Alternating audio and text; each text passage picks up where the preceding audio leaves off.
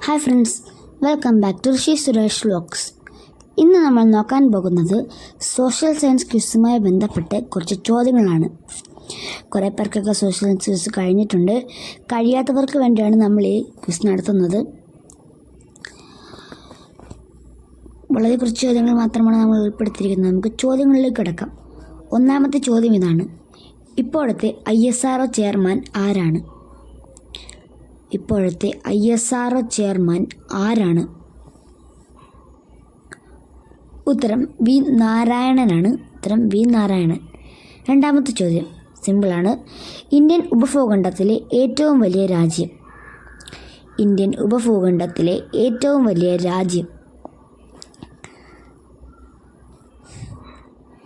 ഇതിൻ്റെ ഉത്തരം നമുക്കെല്ലാവർക്കും അറിയാമായിരിക്കാം.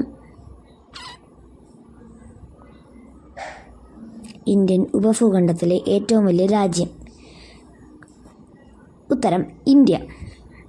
ഇന്ത്യൻ ഉപഭൂഖണ്ഡത്തിലെ ഏറ്റവും വലിയ രാജ്യം ഇന്ത്യയാണ്. മൂന്നാമത്തെ ചോദ്യം: മാർത്താണ്ഡവർമ്മ ഡച്ചുകാരെ തോൽപ്പിച്ചത് ഏത് യുദ്ധത്തിലാണ്? മാർത്താണ്ഡവർമ്മ ഡച്ചുകാരെ തോൽപ്പിച്ചത് ഏത് യുദ്ധത്തിലാണ്? ഉത്തരം കുളച്ചൽ യുദ്ധം. ഉത്തരം കുളച്ചൽ യുദ്ധം. അടുത്ത ചോദ്യം: കുളച്ചൽ യുദ്ധം നടന്നത് എന്നാണ്? കുളച്ചൽ യുദ്ധം നടന്നത് എന്നാണ്? ആ വർഷം സിമ്പിളാണ്. 1741. 1741. അടുത്ത ചോദ്യം: ലോകത്തിലെ ഏറ്റവും വലിയ മരുഭൂമി ഏതാണ്? വളരെ സിമ്പിൾ ചോദ്യമാണ്. ലോകത്തിലെ ഏറ്റവും വലിയ മരുഭൂമി ഏതാണ്? ഉത്തരം സഹാറ മരുഭൂമി. അടുത്ത ചോദ്യം: ഡൽഹിയിൽ നിന്നും തലസ്ഥാനം ദൗലത്താബാദിലേക്ക് മാറ്റിയ ഭരണാധികാരി? ഡൽഹിയിൽ നിന്നും തലസ്ഥാനം ദൗലത്താബാദിലേക്ക് മാറ്റിയ ഭരണാധികാരി? ഉത്തരം മുഹമ്മദ് ബിൻ തുഗ്ലക്. ഉത്തരം മുഹമ്മദ് ബിൻ തുഗ്ലക്. അടുത്ത ചോദ്യം: ആദ്യമായി എവറസ്റ്റ് കൊടുമുടി കീഴടക്കിയ വനിത ജുങ്കോ താബെയാണ്. ഇവർ ഏത് രാജ്യക്കാരിയാണ്? ആദ്യമേ എവറസ്റ്റ് കീഴടക്കി ആരാൻ ചോദിക്കാം. എവറസ്റ്റ് കൊടുമുടി. അതിൻ്റെ ഉത്തരം ജുങ്കോ താബെ. ഇവർ ഏത് രാജ്യക്കാരിയാണ്? ഉത്തരം ജപ്പാൻ. അടുത്ത ചോദ്യം: മലയാള ഭാഷയിൽ പുറത്തിറങ്ങിയ ആദ്യ കളർ ചിത്രം? ആദ്യ ചിത്രമല്ല, ആദ്യ ശബ്ദചിത്രവുമല്ല, ആദ്യ കളർ ചിത്രം. ഉത്തരം കണ്ടം വെച്ച കോട്ട്. ഉത്തരം കണ്ടം വെച്ച കോട്ട്. അടുത്ത ചോദ്യം: യൂറോപ്പിലെ ബ്ലാക്ക് ഫോറസ്റ്റ് പർവ്വതം സ്ഥിതി ചെയ്യുന്ന രാജ്യം? യൂറോപ്പിലെ ബ്ലാക്ക് ഫോറസ്റ്റ് പർവ്വതം സ്ഥിതി ചെയ്യുന്ന രാജ്യം? ഉത്തരം ജർമ്മനി. അടുത്ത ചോദ്യം: നാഷണൽ പഞ്ചായത്ത് എന്നറിയപ്പെടുന്നത് ഏത് രാജ്യത്തിൻ്റെ പാർലമെൻറ്റ് മന്ദിരമാണ്? നാഷണൽ പഞ്ചായത്ത്. ഉത്തരം നേപ്പാൾ. ഇവിടെ കലാപമൊക്കെ ഉണ്ടായിരിക്കുകയാണ്. അടുത്ത ചോദ്യം: ഇത് ഏത് രാജ്യത്തിൻ്റെ പതാകയാണ്? സൈഡിൽ കാണുന്നത് ഏത് രാജ്യത്തിൻ്റെ പതാകയാണ്?